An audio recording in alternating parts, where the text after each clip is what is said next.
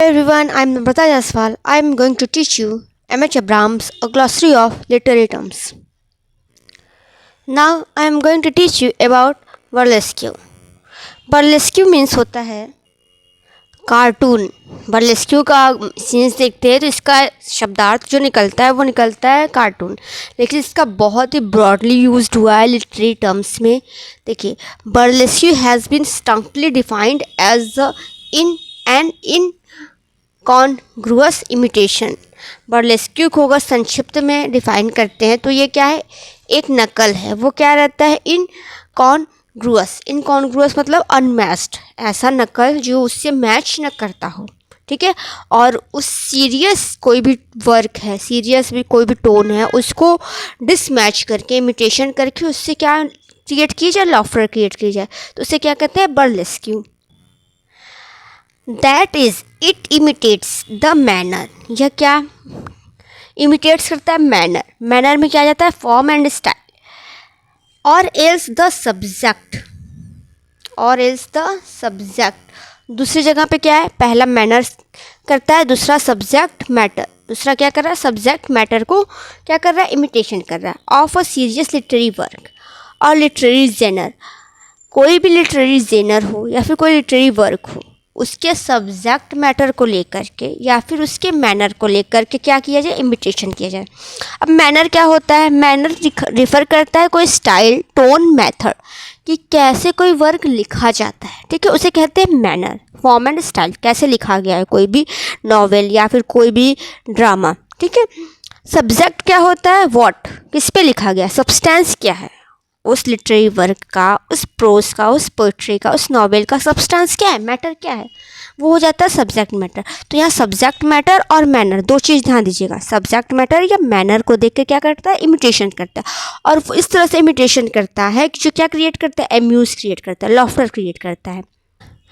But makes the imitation, और उस imitation को क्या करता है, एम्यूजिंग, क्या कर देता है, हास्यास्पद बना देता है।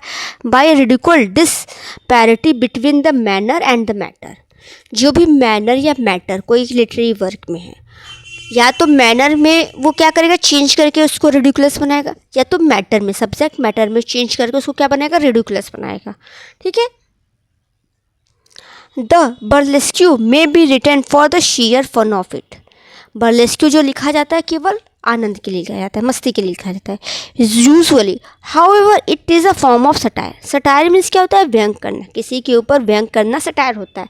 लेकिन जब हम बर्लेस्क्यू में आते हैं तो उसमें कोई प्रीवियस वर्क रहता है, कोई प्रीवियस इवेंट रहता है, उसको पिक करके दूसरे लिटरेरी वर्क में उसको डिपिक्ट करते हैं, उसको लिख देते हैं, तो उससे क्या कहते हैं, बर्लेस्क्यू रहते हैं। अगर हम नॉर्मली कोई भी पर्सन देखते हैं, ठीक है, उस पर कोई सटायर लिख देते हैं, प्ले लिख देते हैं, ड्रामा लिख देते हैं, नॉवेल लिख देते हैं, तो उसे सटायर कहेंगे, it is a satirical play, satirical novel. लेकिन उस कोई एक सीरियस वर्क है, उस सीरियस वर्क को, कैरेक्टर को उठा के, उसके सब्जेक्ट को उठा के, उसके मैनर को उठा के, उसी से रिलेटेड दूसरा वर्क लिख के उसको क्या किया जाए, उसको व्यंग कर दिया जाए, तो उसे कहेंगे बर्लेस्क्यू, ठीक है। तो बर्लेस्क्यू क्या होता है, यह सटायर का एक फॉर्म है।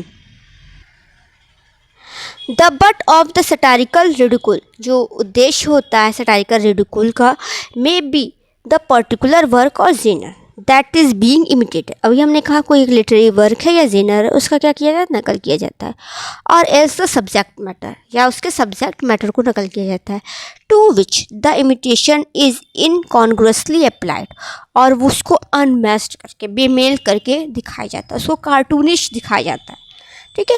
बोथ ऑफ दिस टुगेदर, या तो मैनर करो या मैटर करो, या फिर दोनों, सब्जेक्ट मैटर और मैनर, दोनों को लेकर के क्या किया जाए, इनकॉन्ग्रुअस अप्लाइड किया जाता है, जिससे क्या निकल के आता है, रिडिकुलस सिचुएशन निकल के आता है, जो हमें अम्यूजमेंट देता है। Burlesque, parody and travesties are sometimes applied interchangeably. Burlesque हो गया, या पैरोडी हो गया, या ट्रेवेस्टी, तीनों को कभी कभी एक दूसरे के साथ चेंज करके यूज़ कर दिया जाता है, लेकिन इसमें डिफरेंस होता है। Simply to equate this term, अगर सिंपल देखते तो हमें लगता है कि ये सेम है, लेकिन नहीं। However it is to surrender useful critical distinction, इसमें बहुत ही ज़्यादा क्रिटिकल डिस्टिंक्शन है, अंतर है। It is better to follow the critics who use burlesque as a generic name, ठीक है, and use the other term to discriminate species of burlesque. Burlesque एक ब्रॉड टर्म है और उसके अंदर क्या उसकी बहुत सारी क्या आ जाते हैं स्पेसीज आ जाते हैं, उसके कई सारे प्रकार आ जाते हैं। उसके प्रकार में पैरोडी और ट्रेवेस्टीज आपके आते हैं। बर्लेस्क्यू के अंदर क्या आते हैं, पैरोडी और ट्रेवेस्टीज आते हैं। We must keep in mind, हमें ये चीज़ ध्यान देना होगा, however that a single instance of burlesque, कोई भी बर्लेस्क्यू का अगर एग्जाम्पल है, may be exploit a variety of techniques, उसमें बहुत सारी क्या होती है टेक्निक्स यूज हो जाती हैं, ठीक है। तो उसी आधार पे वो बर्लेस्क्यू के अंतर्गत वो पैरोडी हो जाता है, ट्रेवेस्टीज हो जाता है। The application of this term, ये जो टर्म है इसका जो प्रयोग होता है, विल बी क्लियर, वो स्पष्ट हो जाएगा। If we make two preliminary distinction, अगर हम दो बेसिक डिस्टिंक्शन को ध्यान से समझ लेते तो हमारा जो होता है बर्लेस्क्यू के बारे में जो डिफिनेशन है वो स्पष्ट रूप से समझ में आ जाएगा। इन अ बर्लेस्क्यू में imitation, the form and style में बी आइदर लो और higher in level of dignity, या तो फॉर्म एंड स्टाइल लोअर रहेगी या तो वो हायर रहेगी। फॉर्म एंड स्टाइल या तो लोअर रहेगी या हाई रहेगी। तो फॉर्म एंड स्टाइल जो है उसकी या तो लोअर रहेगी या तो हाई रहेगी। In the level and dignity then the subject, उसके सब्जेक्ट लेकर, टू विच इट इज़ इनकॉन्ग्रुअस अप्लाइड, जो उससे अनमैच्ड अप्लाइड होगा। सब्जेक्ट मैटर है और उसका फॉर्म एंड स्टाइल है, ठीक है, दो चीज़ें हैं, सब्जेक्ट मैटर है, उसका फॉर्म एंड स्टाइल है। फॉर्म एंड स्टाइल या तो लोअर रहेगा या तो हायर रहेगा, ठीक है। आगे देखिए, if the form and style are high, यदि ये फॉर्म एंड स्टाइल हाई रहेगा, यदि फॉर्म एंड स्टाइल क्या है, हाई है, एंड डिग्निटी, और क्या है, dignified, but the subject is low, और अगर सब्जेक्ट लो रहेगा, फॉर्म एंड स्टाइल हाई है और उसका सब्जेक्ट क्या है, लो है, तो उसका भी, उसको क्या कहेंगे हम, हाई बर्लेस्क्यू, उसको क्या कहेंगे, हाई बर्लेस्क्यू। अगर हमारा कोई छोटा सा सब्जेक्ट मैटर है, उसको हम बहुत डिग्निफाइड वे में हायर फॉर्म एंड स्टाइल देके यूज़ करेंगे, उसको लिखेंगे, तो वो हमारा क्या हो जाएगा, high burlesque. If the subject matter in highest status, यदि सब्जेक्ट मैटर बहुत ही हाई स्टेटस का है, ठीक है, subject is high in status and dignity, but style and manner statement are low and undignified, लेकिन उसको हम जो फॉर्म एंड स्टाइल में लिख ले रहे हैं वो बहुत ही लो लिख दे रहे हैं, मतलब बहुत ही योद्धा वाली चीज़ है। अगर मान लो कोई सिपाही है, सैनिक है, लेकिन उसकी कमज़ोरी को लिख देते हैं, तो हमारा लो बर्लेस्क्यू में आ जाएगा। किसमें आ जाएगा, लो बर्लेस्क्यू। सब्जेक्ट मैटर डिसाइड करता है कि वह हाई बर्लेस्क्यू होगा या फिर लो बर्लेस्क्यू होगा। अगर सब्जेक्ट मैटर कम लो डिग्निटी का है लेकिन उसकी फॉर्म एंड स्टाइल हम हाई लिख देते हैं, तो वो हमारा हाई बर्लेस्क्यू, ये हमारा हाई बर्लेस्क्यू ऊपर वाला। और नीचे वाला जो है जिसमें सब्जेक्ट मैटर बहुत ही हाई है लेकिन उसको हम फॉर्म एंड स्टाइल लो दे रहे हैं, तो ये हमारा लो बर्लेस्क्यू हो जाता है। सेकेंड, अ बर्लेस्क्यू में आल्सो बी डिस्टिंग्विश्ड, बर्लेस्क्यू को एक और तरह से हम क्या कर सकते हैं, डिस्टिंग्विश कर सकते हैं, according to whether it imitates a general literary type और जेनर और एल्स अ पर्टिकुलर वर्क और फाथर। कोई भी लिटरेरी टाइप्स या जेनर हो गया, उसका नकल कर रहा है, तो उसे हम बर्लेस्क्यू कहेंगे। जो प्रीवियस लिटरेरी वर्क या जेनर है उसके टाइप को क्या कर रहा है, इमिटेट करता है, तो उसको बर्लेस्क्यू कहेंगे। या फिर किसी वर्क या किसी ऑथर का हम इमिटेट कर रहे हैं, उसको कार्टूनिश दिखा रहे हैं, जैसा कि आप मैगजीन्स में देखते हैं, ठीक है, न्यूज़पेपर्स में देखते हैं, तो वो भी क्या हो गया, एक टाइप का बर्लेस्क्यू हो गया। अप्लाइज दिस टू डिस्टिंक्शन, अगर इन दोनों डिस्टिंक्शंस को हम ध्यान देते हैं तो उसके आगे क्या पड़ता है, we get the following species, तो उसके अंदर कई प्रकार आते हैं, किसके अंदर, बर्लेस्क्यू के। अब देखिए, वैराइटीज़ ऑफ हाई बर्लेस्क्यू, हाई बर्लेस्क्यू हमने कहा क्या, दो चीज़ होती हैं, किसी भी टॉपिक के सब्जेक्ट मैटर होगा और उसका फॉर्म होगा। अगर सब्जेक्ट मैटर क्या है, लो है, लेकिन उसका फॉर्म एंड स्टाइल हम क्या लिख रहे हैं, बहुत ही हाई लिख रहे हैं, तो वो हमारा क्या हो जाएगा, हाई बर्लेस्क्यू। सब्जेक्ट मैटर लो है और उसको किस फॉर्म में लिख रहे हैं, फॉर्म एंड स्टाइल हम दे रहे हैं बहुत ही इपिक टाइप में, तो वो हमारा हाई बर्लेस्क्यू हो गया। द पैरोडी, सबसे अंदर वैरायटी ऑफ हाई बर्लेस्क्यू के आता है हमारा parody. Parody imitates a serious manner and characteristic feature of a particular literary work. कोई एक वर्क है, लिटरेरी वर्क है जो बहुत ही सीरियस मैनर रखता है, उसके फीचर्स क्या हैं, बहुत ही सीरियस हैं। The distinctive style of a particular author, और वह किसी एक पर्टिकुलर ऑथर का बहुत ही फेमस वर्क है, और अ टिपिकल स्टाइलिस्टिक रखता है, and other features of a serious literary work, और सीरियस लिटरेरी वर्क के अंदर उसको इंक्लूड किया जाता है, ठीक है। And deflates the original by applying the imitation of a lowly और कॉमिकल इनअप्रोप्रिएट सब्जेक्ट। और उस सीरियस लिटरेरी वर्क, उस टिपिकल स्टाइल को हम क्या कर रहे हैं, उसका इमिटेट करके उसको क्या करते हैं, इनअप्रोप्रिएट सब्जेक्ट के अंदर उसको इंक्लूड कर दे रहे हैं, जो कि बहुत ही लोली है और कॉमिकल है, हास्यास्पद है। तो उस जो लिटरेरी वर्क है उसको मैनर को, उसके मैनर को, मैनर मतलब स्टाइल एंड फॉर्म को, कि कैसे लिखा गया है, उसको हम उठा कर क्या करें, कोई इनअप्रोप्रिएट सब्जेक्ट को दे रहे हैं। सब्जेक्ट मैटर क्या हो जा रहा है, लो हो जा रहा है। सब्जेक्ट मैटर क्या हो जा रहा है, लो हो रहा है, और उसका मैनर हम क्या दे रहे हैं, सब हाई दे रहे हैं। तो यहाँ पे पैरोडी हो गया। अब देखिए इसके एग्जांपल्स जो हैं, John Phillips the splendid shilling. John Phillips का एक वर्क है स्प्लेंडिड शिलिंग, जो 1705 में आया है। यह पैरोडी करता है EPIC style of John Milton's paradise lost. जो जॉन मिल्टन ने पैराडाइज लॉस्ट लिखा 1667 में, उसको पैरोडी करता है। यह जो पोएम है स्प्लेंडिड शिलिंग, इसमें क्या करता है, जो ऑथर हैं हमारे जॉन फिलिप्स, उसमें डिस्क्राइब कर रहे हैं कि कैसे एक जो व्यक्ति है वो क्या कर रहा है, पैसे की कमी से जूझ रहा है, ठीक है, और वह एक सीलिंग रखने के लिए चिंता मुक्त जीवन की तुलना व्यक्त करता है, जो कि भूख प्यास से विचलित है, और उस पर बहुत सारा क्या है, कर्ज है, वह क्या है, धन के अभाव में है। वह इस स्थिति को किस तरह से दिखाता है, बहुत ही हाई स्टाइल दिया है, जैसा कि पैराडाइज लॉस्ट में दिया है, किसने, जॉन मिल्टन ने। इसका जो टाइटल है स्प्लेंडिड मतलब होता है शानदार, शिलिंग मतलब 1 रुपये। अब उसमें कह रहा है, एक शिलिंग के बारे में बता रहा है कि उसके पास इतने पैसे कमी है कि वह किसी भी सुख सुविधा को देख नहीं पा रहा है, उसको भोजन का भी खर्चा उसका हो नहीं पा रहा है। तो इसके साथ साथ ही वहाँ पे जो फिलिप्स हैं वो क्या कर रहा है, 18वीं सेंचुरी के सिचुएशन को दिखा रहे हैं, किस प्रकार से किसी व्यक्ति के पास पैसे नहीं है, फिर भी वो फॉर्म एंड स्टाइल क्या रख रहा है, हाई रख रहा है। तो यहाँ जॉन मिल्टन की जो पैराडाइज लॉस्ट है उसका फॉर्म एंड स्टाइल दे दिया है इस स्प्लेंडिड शिलिंग को। मतलब एक जो गरीब है जिसके ऊपर कर्ज है, उसके सब्जेक्ट को उठा के लॉफ्टी स्टाइल में क्या लिख दिया है, बहुत ही हाई लिख दिया है, फॉर्म एंड स्टाइल दे दिया है। तो यहाँ पे ये पैरोडी हो गया। अब देखिए कह रहा है, by exaggerating its high formality and applying to the description of the tattered poet composing a drafty epic, कि कैसे कोई भी पोएट, ये यहाँ जो पोएट है फिलिप्स, वो दिखा रहे हैं किस प्रकार से उसकी सिचुएशन दिखा रहे हैं विथ फॉर्मेलिटी, बहुत ही फॉर्मल तरीके से।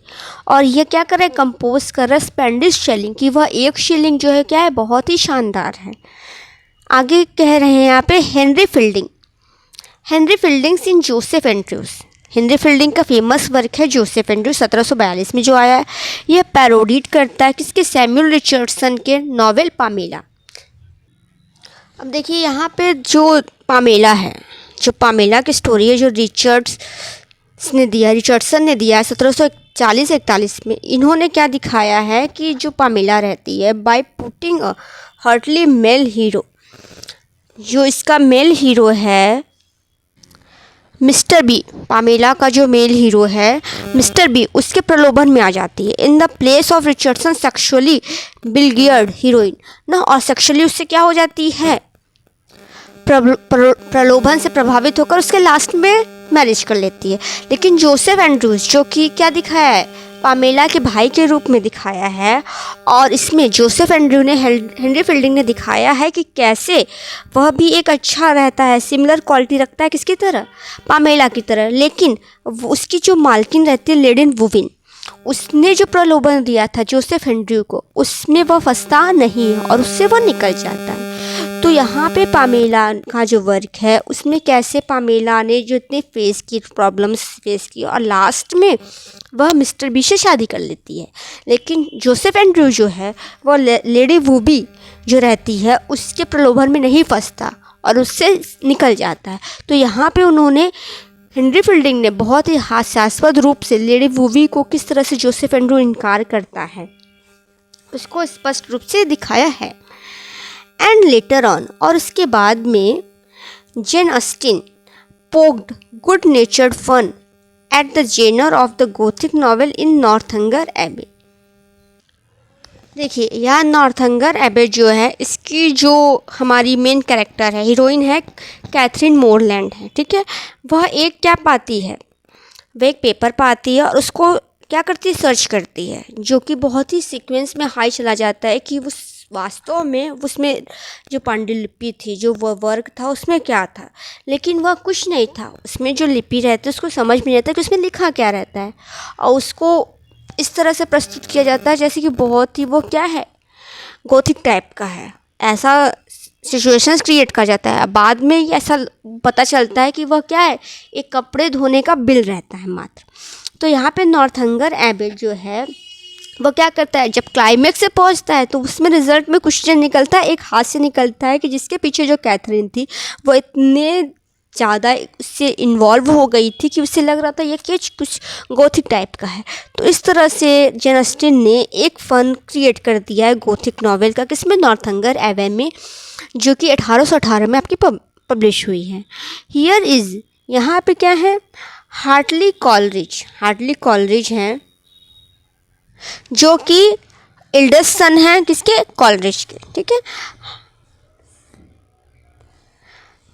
हार्टली कॉलेज पैरोडी करते हैं of the first stanza of William Wordsworth के फर्स्ट स्टैंजा को पैरोडी करते हैं, जिसमें उन्होंने लिखा था she dwelt among the untrodden ways in which he applies, मतलब हार्टली अप्लाई करते हैं वर्ड्सवर्थ को, he lived amidst the untrodden ways to the Rydal lake of that lead the bard whom there were none to praise, कि ऐसे वो कवि हैं जिनको वहाँ पे कोई प्रशंसा नहीं करता, and very few to read, और बहुत ही कम लोग हैं जो उनको क्या करते हैं, पढ़ते हैं। इस प्रकार से उन्होंने वर्ड्सवर्थ की she dwelt among the untrodden ways जो है बहुत ही फेमस वर्क हम जानते हैं, उसमें वर्ड्सवर्थ को क्या कर दिया, पैरोडीड कर दिया है। From the early 19th century to the present, early 19th century से मतलब 1800 से लेके अब तक, parody has been favourite form of burlesque. Parody जो है बहुत ही फेमस फॉर्म है किसके, बर्लेस्क्यू की। एमंग द गिफ्टेड पैरोडिस्ट, इसमें जो गिफ्टेड पैरोडिस्ट है of the past century in England पर मैक्स बियरबॉम जो है बहुत ही अच्छे पैरोडिस्ट हैं। अ क्रिसमस गार्लैंड लिखा था 1912 में। Stella Gibson old comfort form लिखा है 1936 में।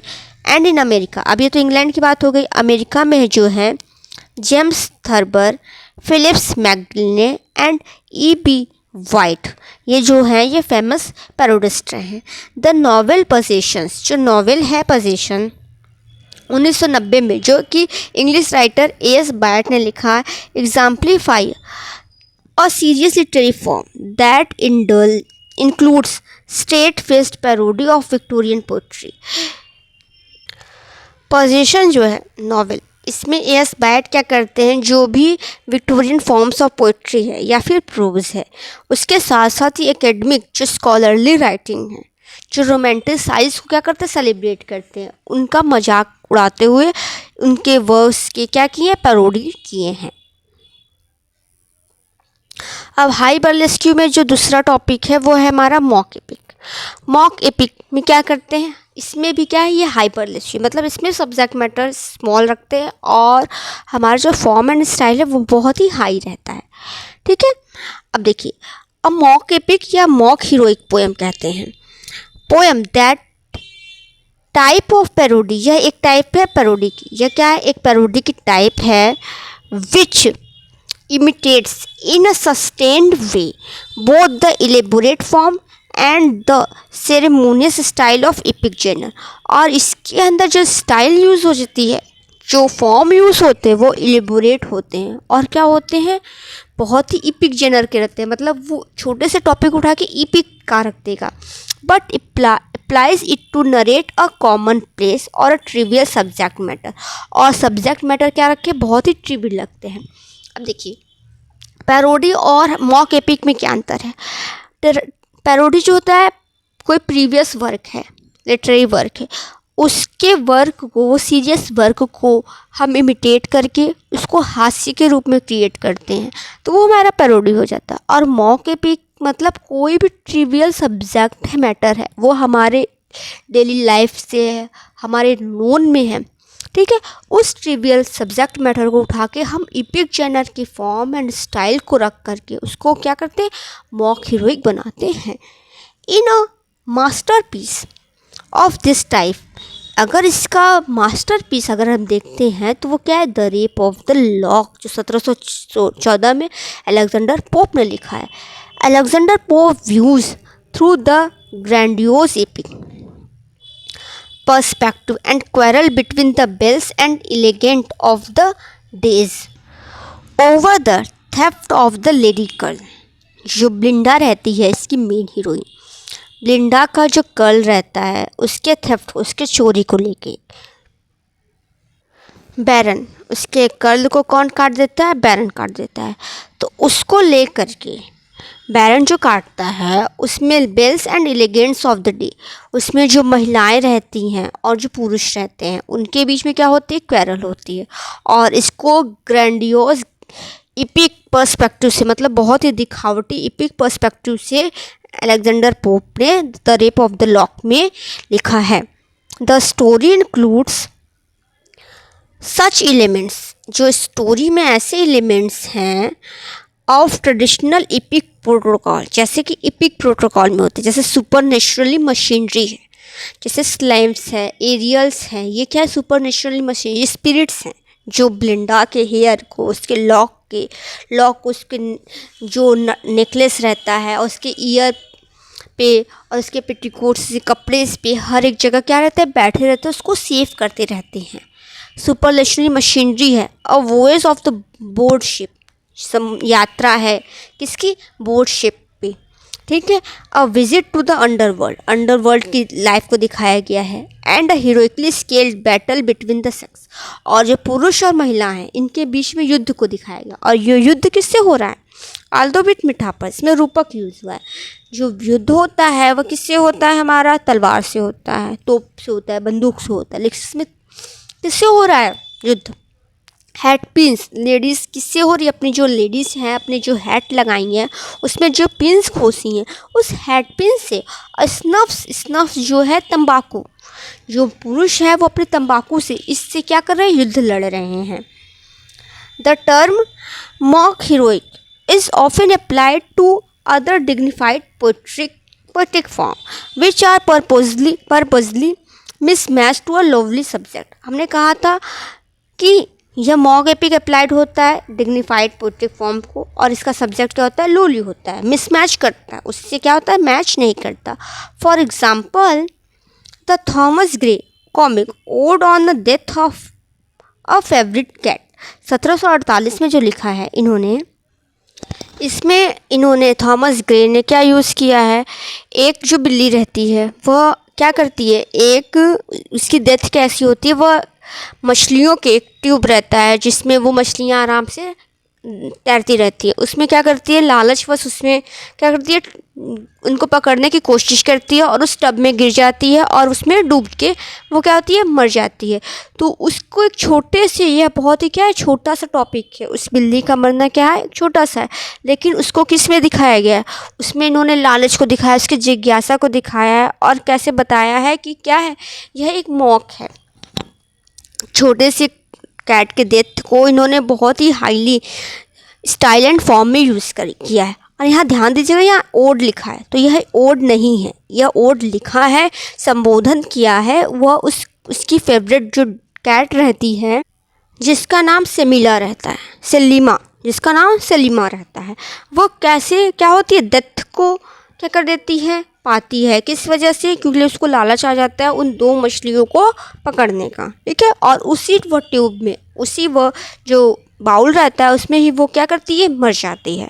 तो यहाँ पे जो क्लाइमैक्स है उसका वह दिखाता है कि कैसे वह क्या कोशिश करती है, क्या लालच करके पाने की कोशिश करती है, लेकिन वह पा नहीं पाती। और इस छोटे से टॉपिक को थॉमस ग्रे ने क्या लिखा है, कॉमिकल बना के, कि बहुत उसका फॉर्म एंड जो स्टाइल है वो बहुत ही ग्रैंड कर दिया है। तो यहाँ पे यह मॉक एपिक होगा, यहाँ ओड नहीं है। तो इसके आगे जो हमारा बर्लेस्क्यू का लो है, ये वैराइटीज़ ऑफ हाई बर्लेस्क्यू है। जो वैरायटी ऑफ लो बर्लेस्क्यू है उसको हम नेक्स्ट वीडियो में देखेंगे। Thank you everyone for watching my channel.